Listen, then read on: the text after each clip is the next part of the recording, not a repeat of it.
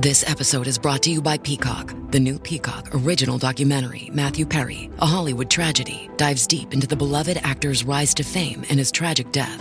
5 people, including Perry's personal assistant, 2 medical doctors, and an alleged Hollywood drug dealer known as the Ketamine Queen, were charged with conspiracy to illegally provide Perry with the ketamine. Explore the details of the case in this heartbreaking special, streaming now only on Peacock.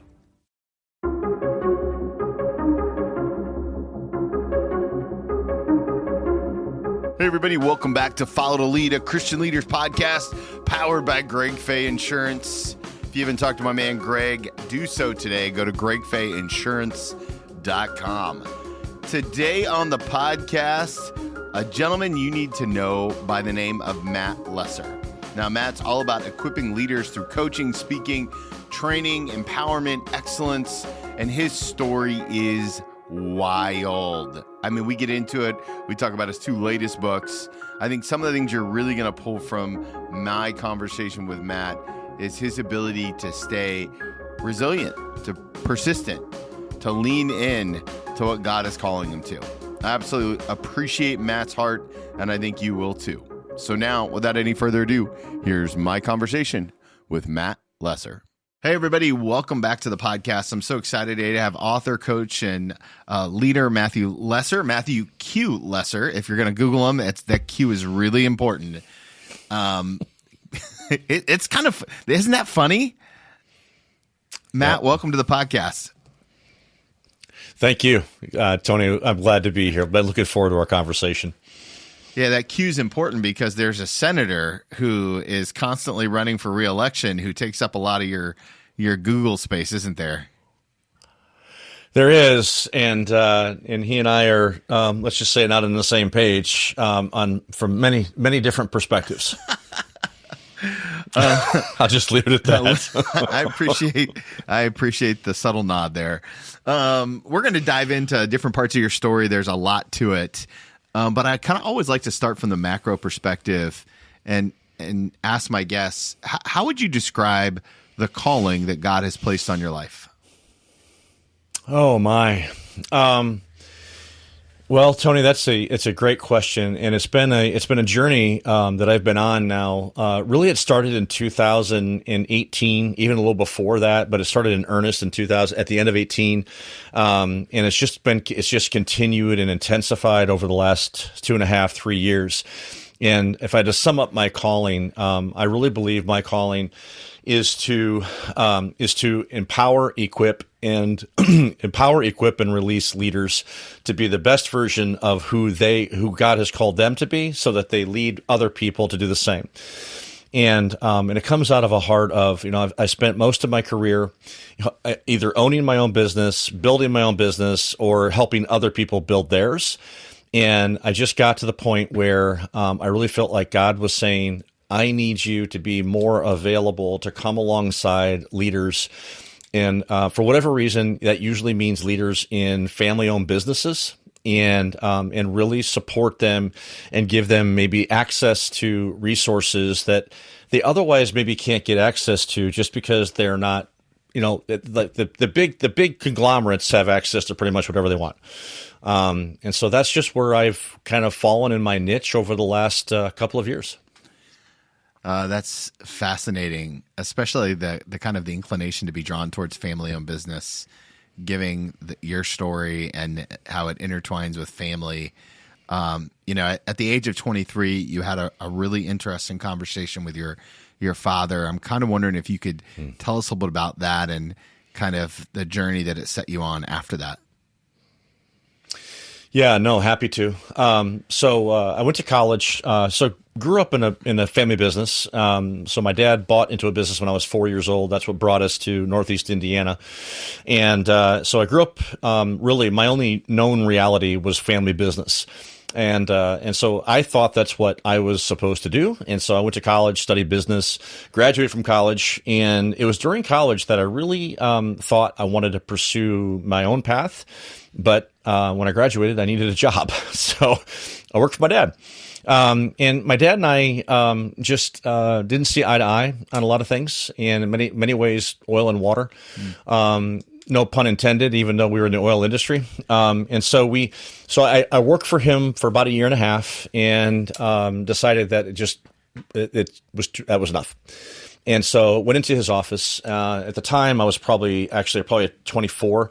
I went into his office. I had been, at this point, been married for about 7 months. And I just said, Dad, this isn't working out. And one of us needs to go. And it's probably not going to be you because you own the stock. So I'm going to leave, going to go to grad school and just figure out my own path in life. Didn't have a clue, honestly, what I was going to do. And he literally said, sit down. And so I sat down, and he said, actually, I'm leaving. And he meant it. And he divorced my mom. They've been married for 29 years, and he moved over 1,000 miles away. And on the way out the door, he basically signed the business over to me. Wow. And that should have been a red flag. But I was young. I was motivated. I was arrogant and thought, you know what? This is what I went to school for. I can do this. And so off to the races I went. And the race turned into a massive stumble, if you will, because within 3 months, I discovered why he got out of Dodge so quickly. 3 big events, and each one bigger than the one prior. First was trade debt, over $1 million in trade debt, and I didn't show anything on our books, so that was a big one. And a business that on a good year was making $300,000, so wow. It was a lot of money. Yeah. And the second one was we had several convenience stores, and a couple of them had leaking underground storage tanks. They were polluting neighboring properties. EPA, that's a big no-no in the EPA's eyes, and so I had them hot on my tail. And the third one, and this was the biggie, was that withholding tax was not paid for a year. Oh. And the IRS will get their money, and they really don't care who did it. They just care about who's sitting in that chair right now, and it was me. And so they were threatening criminal prosecution. So, I was looking at potential jail time for something that I didn't even do. And all of that hit me, and I felt I'd hired my mom to work for me, so she was dealing with the loss of a husband, and my middle brother went with my dad, and so she was mourning the loss, basically, of a child as well. So I hired my mom. My youngest brother at the time was like 11, 12, and I felt responsible for him, my mom, and my new bride. And I spiraled quickly. And first I stopped sleeping, then anxiety, then panic attacks. I didn't know any of this terminology, Tony. I eventually spiraled into a deep depression and eventually became suicidal. And so I'll stop there for a minute. Do you have any questions, or you want me to keep going, or whatever? So many questions. There's 1,000 questions. Let's start here. Your dad had a secret family in Florida that was part of this whole thing. He left you in shambles. How's your relationship with your dad today? So great question. I don't get that question a lot, believe it or not, but I do get it from a handful of people. And your show is all about reclamation. So part of that is all about forgiveness, I'm sure. So we went for about a decade and didn't speak. And it was mostly on my doing. Mm-hmm. Basically, at first it was decided by my attorney because my dad was threatening me. He felt like he needed to be paid for the business, even though there was nothing there. And so it was a whole thing. So to protect me, they basically, my attorneys stepped in and said, you will not have contact with him. If you need to contact him, you can go through me. Wow. So that led through a decade of he and I not speaking. And so I had a little more than a decade, actually, about 11, almost 12 years. When I sold the business, so the business restarted, and I can talk about that if you want me to, but when I sold the business eventually, then about 12 years after it restarted, I went into private equity. I actually joined the person who helped me restart the business. And one of the first things that my wife and I got to do was we got to go to Ireland on a company retreat. Man, it was a real tough gig. So we were 10 days just outside of Dublin in this beautiful castle, beautiful surroundings. It was unbelievable. We'd never experienced anything like that in our lives. And the theme of the retreat, so it was a retreat where we brought in a bunch of our ministry partners that we had supported financially from all over the world. And we wanted to basically bless them for 7 to 10 days, and all expenses paid. And we just wanted to love on them and let them get away from the field, rest, rejuvenate, refresh. That was the purpose of the retreat. And the theme of the retreat was the fatherhood of God. Wow. Had I known the theme of the retreat, Tony, I don't think I would have gone, because my view of God at that point was so warped, because I viewed it through the lens of my dad. And so I viewed God as this judgmental, hypercritical, angry God that did not want a personal relationship with me. It was all about performance. If I performed, I would be loved. If I didn't, I would be condemned. That was my relationship with God. Now, I was a believer. I believed that Jesus died for my sins and rose again and all that stuff, but I didn't necessarily have a personal one-on-one relationship with God because, frankly, I was scared of him. And so I went to this retreat, and we're talking about the fatherhood of God. I'm uncomfortable, as you can imagine. I don't want to be there at this point. I can hardly wait to get out. We didn't have sessions all day long. We usually had sessions in the morning, and then we played in the afternoons. I was looking for any way possible to get out of this, but it was a brand new job. I didn't want to be absent my first gig. And there was this one session in particular that talked about, okay, how do we appreciate our earthly dads? And it gave us this worksheet and had a whole bunch of ideas on, did your dad do this or this? I refused to do the exercise. I just didn't do it. A man was in the room who was my pastor when I was a kid, and he knew my dad personally. And he pulled me aside after that. He said, "Can I see the worksheet that you did?" And I said, "Nope." And he said, "Why?" And I said, "Because I didn't do it." And he said, "I thought so."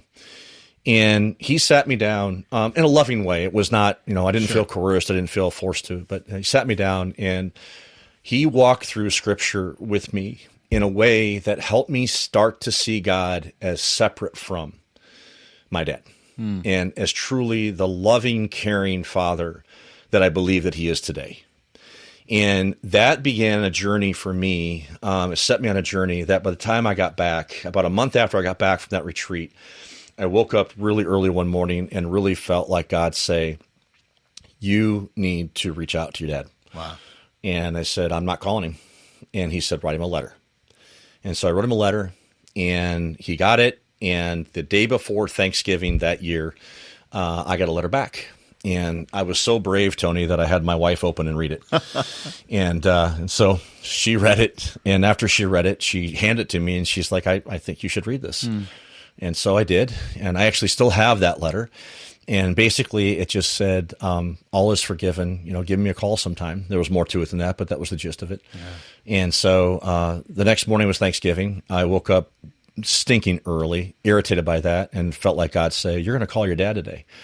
I answered audibly, "No, I am not." And he says, "No, you're going to call your dad today." And I'm like, "Hell no, I'm not calling him." And literally I paced around. I was irritated. I was angry. And so finally at about 11 o'clock, my wife said, "What is up your butt today?" And I just said, "God told me I had to call my dad." And she was like, "Well, would you please do it? Because you're driving the rest of us crazy around here." And so I did. And I kept telling God, "God, I don't want to call him because I don't want to talk to his wife, who, I couldn't, there was no love lost between us." And so I called. He answered the phone, found out she had just gone to the grocery store, so he was home alone.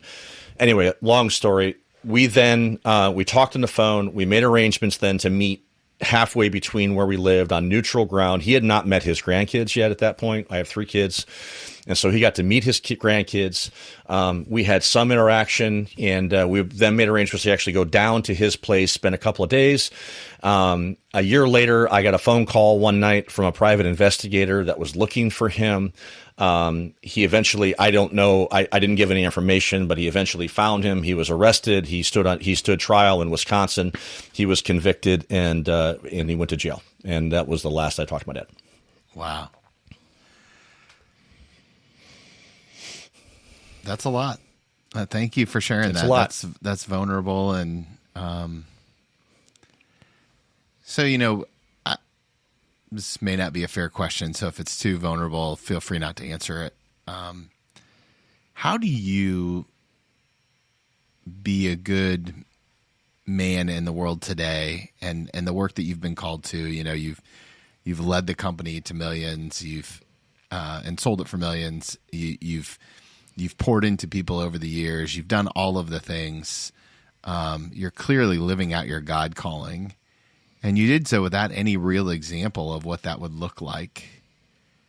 I'm curious how you managed to stay on the right path when the examples in your life might have suggested otherwise. Grace and mercy, man. It comes down to grace and mercy. There's really no explanation beyond that. I will tell you this, that coming out of my depression, and it's an absolute miracle, quite frankly, that I'm even here today. But when I came out of that depression, my mom, the day that I was going to take my life, one miracle after another occurred that only God coordinated. And it started with, I actually went into my office, which I hadn't been in my office at that point in like 3 months. And I pulled out 3 pieces of paper, and I was going to write 3 letters, one to my wife, one to my mom, one to my little brother. Not a single word got written, because I had this fleeting thought that my parents, I knew, took a life insurance policy out on me. And so rather than calling, who was a lifelong friend of my mom's, by the way, rather than calling him, I drove to his office 3 blocks away. Walk in his office, unannounced. He happened to be in. I spent 10, maybe 15 minutes with him. I don't remember ever using the word suicide, but I was looking for a suicide exclusion to the policy. I left his office. By the time I got back to my office, my mom met me at the door and said, "Hey, let's go out for tea. And I'll drive," which we would go out for tea. That was not unusual. Her driving was unusual. And so got in her car. We're driving towards where we normally have tea. She turned on a different road. I'm like, "Where are we going?" And she said, "To see a friend." What I found out years later was that when I left my life insurance agent's office, he was a believer, by the way. He picked up the phone and he called my mom. And he said, "Jean," her name was Jean. "Jean, I know things are tough. I know you're trying to figure things out. I know things are a mess. None of that matters. I just saw your son. If you don't do something today, he won't be here tomorrow." She hung up the phone. She called the only other person she could think of that went through something similar, and that was this local businessman who was uber successful at this point. But he went through a time where he thought he was going to lose everything, and he went through a deep suicidal depression. And this is the man that she was taking me to see. Wow. Because when she called him, he happened to be in his office, and he cleared his schedule, and he said, "Bring him right over." And so as we're pulling in his office, I say, I don't want to go in there. I grew up with this guy's kids, all right? And I knew him only by reputation. Reputation was very successful, wealthy, powerful, and he scared the crap out of me. And so I didn't want to go in. And so she said, "Well, he thought you might say that, so he said he'd come sit in the car with us." So I went in. We spent probably, I think we spent 6 hours with him that day. Wow. Just kind of unpacked everything for him. At the end of that time, Tony, he never said, "I'll fix it." He could have literally stroked a check, and it would have been a rounding error for him to fix all of our problems. Instead, he just said, "I will walk with you through this." And he did. And it was that began my journey. He got me help. I needed professional, psychological, psychiatric help. Sure. And he got me that.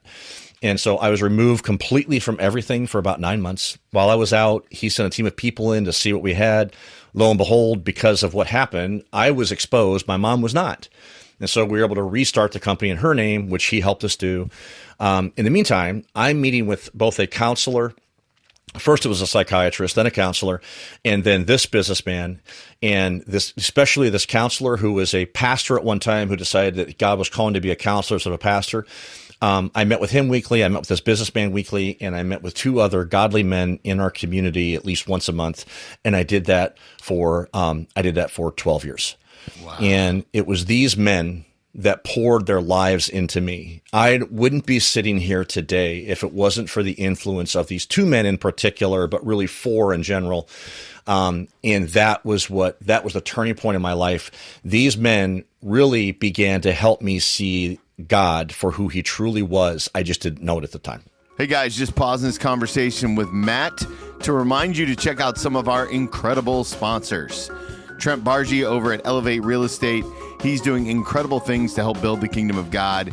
And I love his heart for helping people find their forever homes. So if you're looking for an investment property, a vacation property, or something to call your next home, talk to Trent and his team over at Elevate today. Speaking of homes, you're going to want to make sure that you check out my5starhomeservices.com. I absolutely love what they're doing over there. Christian and his team have a profit on purpose mentality. It's family owned and operated, and it's really all about leaning in to what it means to make sure that your home is ready for whatever God's going to throw at it. So HVAC, plumbing, or electric, my5starhomeservices.com is the place to go for all of your needs. So now let's finish up this conversation with Matt. One of the things that I notice about leaders is that they don't often stay the course for an extended period of time. And one of the things that struck me about that story is that the 12 years really kind of lives out that scripture that says, don't give up meeting as some are in the habit of doing. What do you think the difference is between meeting in one season versus meeting in a long frame, intentional way, like the 12 years that you spent meeting with these guys?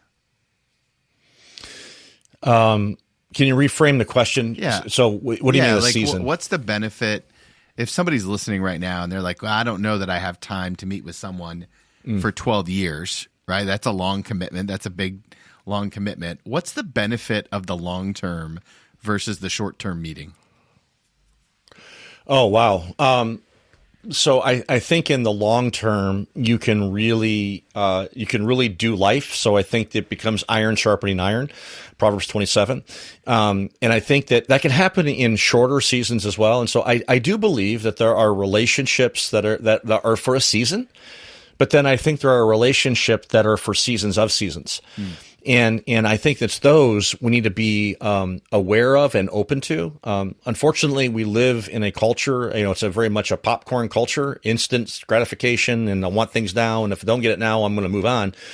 Well, it's those longer, what I have found over time is the longer relationships is where you begin to really develop enough trust and intimacy in that relationship where you can be vulnerable with each other and you can really mine the gold, if you will, in that relationship, especially when it's a mentor-mentee. Now, it's one thing when you're peer on peer. I think those are important as well. You have accountability, and I think there's a lot of wisdom. I have a friend was my best friend, and we're accountability partners. We have met at least monthly. We used to meet weekly, but our kids and life just happened. But we meet at least monthly, and we've done so for 22 years. Wow.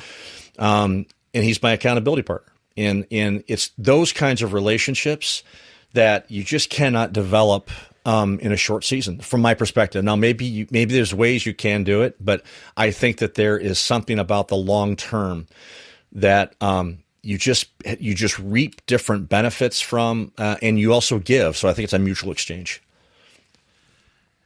Yeah, I'm really interested in diving into a little bit of how you began to change the culture at your company, right? Yeah, obviously you get back from getting the help that you need, and you're restarting the business now in your mom's, but you really led the business to kind of where it would become super profitable and able to be sold, and this journey.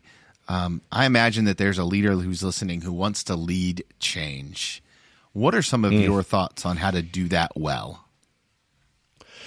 Yeah, great question.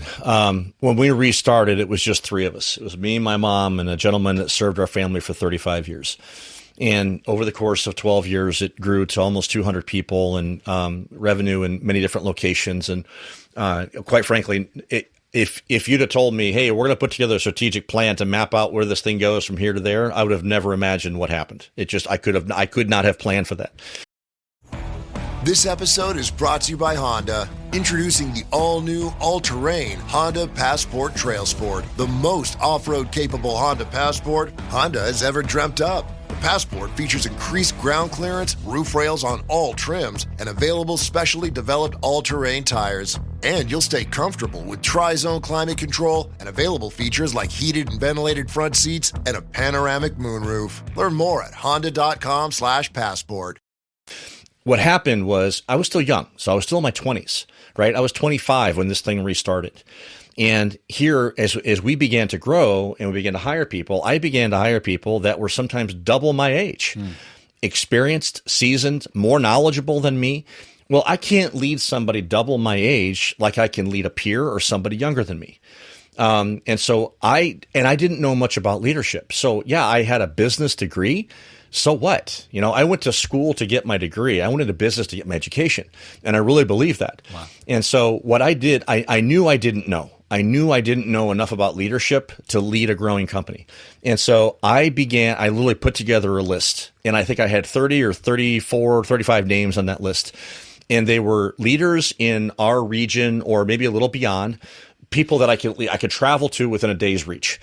And I just started calling them. And I said, hey, can I buy an hour of your time? Can I buy you lunch? Normally it was just cost me lunch. I don't think I ever actually had to pay for an hour of time.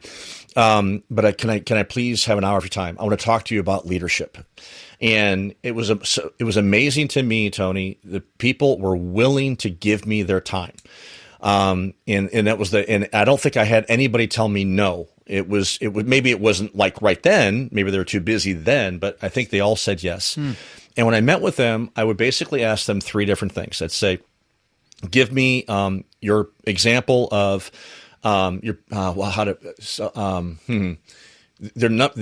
best example of leadership that you've experienced in your own leadership, an example of how you failed in leadership in your leadership, and then there were four questions. The third was, what questions should I be asking to develop my own leadership? And four, what book should I be reading? And people shared willingly and about their leadership journeys, both the good, and I also asked for a bad example so I could learn from both. And so that helped me grow as a leader. And it also helped me then as we began to grow and expand as a company. I began to learn the importance of empowerment, the importance of delegation, the importance of shared leadership. I just learned this intuitively. I know now you can actually read it in my book, but what I learned intuitively is that if I wanted to keep all the control with me, for the most part, my mom was great. I mean, she was wonderful at customer service, and she basically just focused on that. Basically, she's like, hey, leadership, operations, strategy, you can take that. And so, but I knew that if we try to keep control, just the two of us, we were going to grow, this much.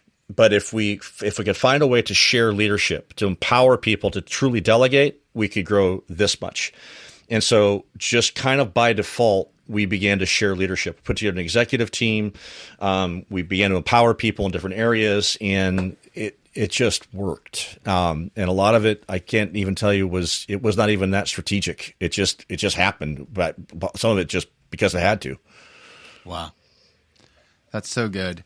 I think one of the things that's interesting about your story is that you built this thing up and then you eventually sold it. But the depression never really, it came back. I'm wondering if you can kind of talk about that season of your life, that kind of over the, over time, it just never really went away. Yeah. So what I've learned a lot about brain chemistry over the years, and just a lot about how people are wired. So my natural wiring is, high drive. I tend to be high energy, go. And so what that tends to do for me is I tend to overdo it. I can be naturally prone to burnout because I don't know when to say no, and I take on too much. I've gotten a lot better as I've gotten older. And so I would naturally have these low times. Yeah. So I have been on a low dose antidepressant, ever since my big depression, just to try to help me keep a little bit of brain chemistry. And I'm not afraid to say that. I didn't tell this story that I'm telling you, Tony. I didn't talk about it for probably 15 years after it happened. Wow. I felt so much shame. People don't talk about mental health. They don't talk about depression. They especially don't talk about suicide. And so the couple times that I started to share my story with people, they didn't want to hear it. And so I thought, okay, that's taboo. Not going to go there. And then I was asked to share this story about in 2000. So it actually been almost 20 years. Almost 20 years after the event, I was asked to share my story at a business forum, and it wasn't even necessarily about mental health. And but the organizer of the event had heard my story and said, "I want you to share that at this forum." And so I did. And so it was a panel discussion. There were three of us. I talked about my story. The other two people talked about, I can't remember what they talked about actually. The audience then had open Q&A, and all they wanted to talk about was mental health. And so, which told me, you know what? This is an issue. It's out there. And I think a lot of people are struggling with depression or feeling down, and a lot of it's caused by stress, anxiety, and those things, which is a natural thing. So for me, I've had to learn to manage it with, like I said, a low dose medication, but I've also managed it with, I make sure I get ample sleep. If I don't get at least 7 hours of sleep every night, I put myself at higher risk. If I don't exercise at least 5 days a week, I'm going to put myself at risk. And if I don't eat healthily, I'm going to put myself at risk. So those are three things that I know that I can control and I can take care of with me. I can't control what comes at me from the outside, but I can control at least how I regulate my inside and how I respond to it. You've been very open in your storytelling and your writing. You've published 2 books, Unsatisfied and Unengaged. How do you know when the right time to share a story is in your life? Like, when's the right time to put it out there for the world to see? Well, when I'm talking about a relationship, one of the things that I do in my consulting practice, if I have been brought in to work with a leadership team, for example, and they really want to work on team building, team unity, communication, whatever it is, one of the first exercises that I will do is I'll get them into a room and I will have them share their story. So, because I believe in the power of story. I believe that God has given each and every one of us a story. He's given me a story. He's given you a story. He's given your listeners a story. And there's something powerful that happens when you share your story that I think is very difficult to replicate any other way, especially if you're willing to be authentic, transparent, and vulnerable, because it helps build trust and connection. So, example, I just did this just a few months ago with it was a leadership team of a company. They have about, I think they have about 85, 90 employees. They have about 130 million in revenues. And they asked me to come in and spend a day with them and with team building for their executive team. And so I did. And so I walked in and literally the CEO pulled me aside at the beginning. It's like, okay, how do you want to tackle this? And I said, I want to start by your team sharing their story. And he said, what do you mean? And I said, I want you to share your story.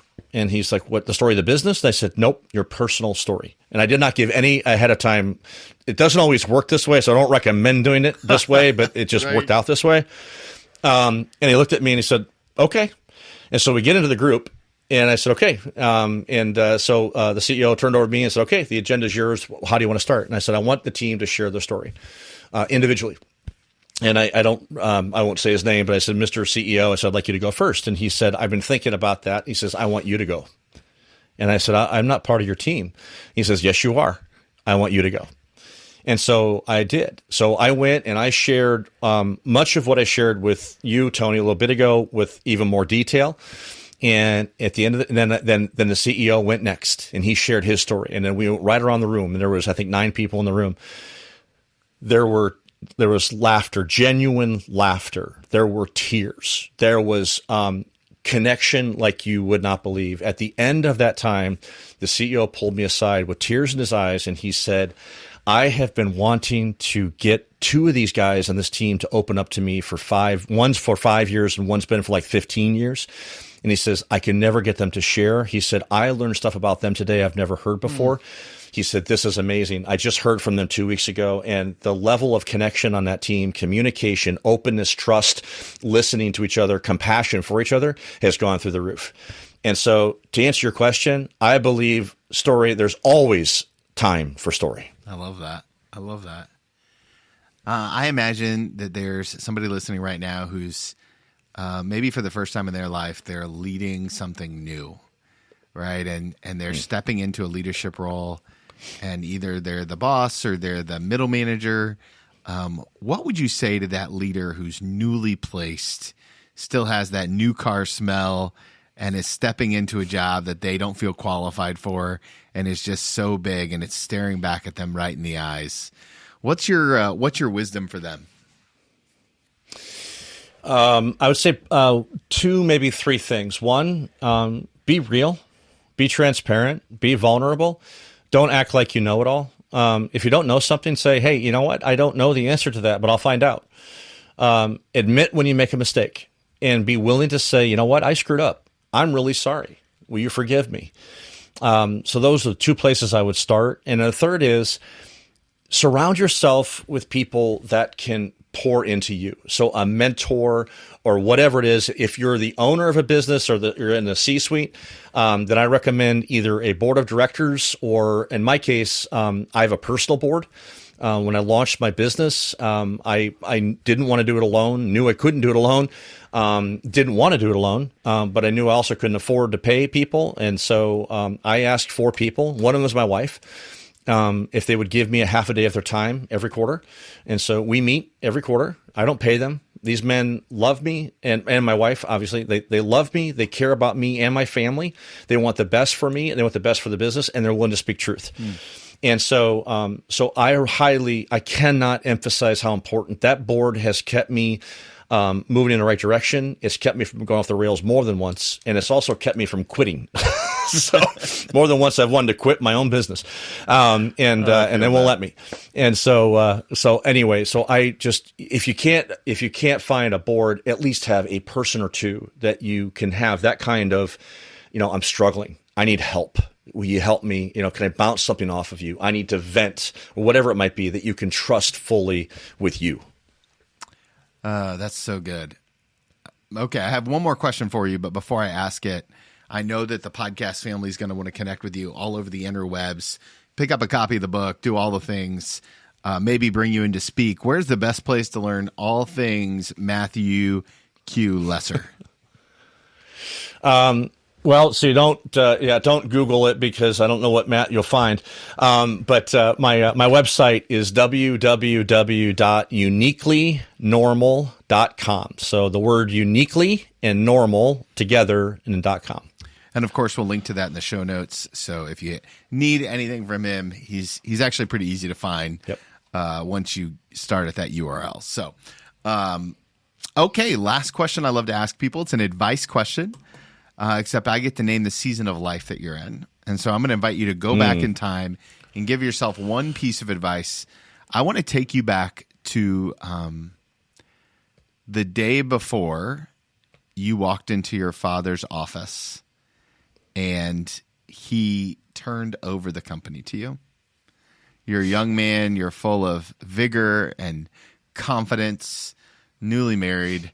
If you could sit down with that younger version of yourself, hold his hands, look him in the eyes, and give him one piece of advice about how to handle the journey he's about to go on, what's the one thing you're going to tell him?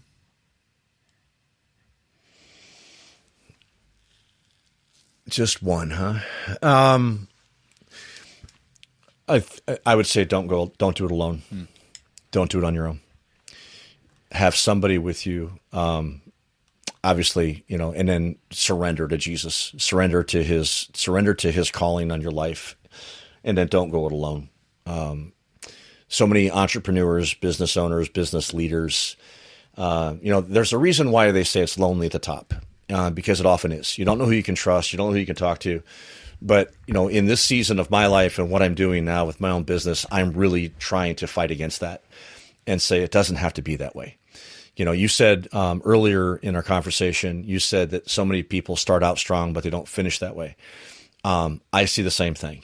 And I am passionate about doing whatever God allows me to do in the time that I have left on this earth to help leaders finish stronger than they started. And I think it starts with acknowledging, guess what? I need God and I need others. Yeah. And living that out. That's so good. That's so good, Matt. I appreciate it. Thank you so much for your willingness to be vulnerable and generous and transparent, and for what you're doing for leaders all over the U.S. and especially in the Midwest. I love a good Midwestern guy. So thank you so much for your generosity today. My pleasure, Tony. Thank you so much for the great conversation.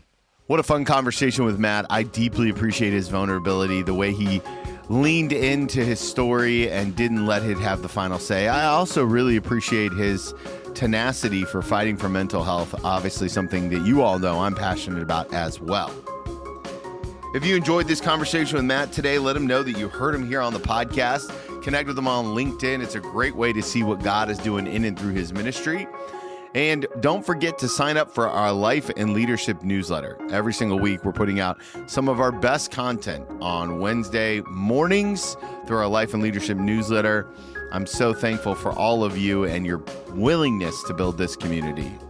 As always, if you need anything from me, I'm embarrassingly easy to find at TWMilt, or go to Follow to Lead Podcast, follow the number 2 leadpodcast.com, follow the number 2 leadcoaching.com as well. Well, that's it for me today, guys. Look forward to bringing you a deeper dive episode later this week. And remember, if you want to follow Jesus, you must be willing to move.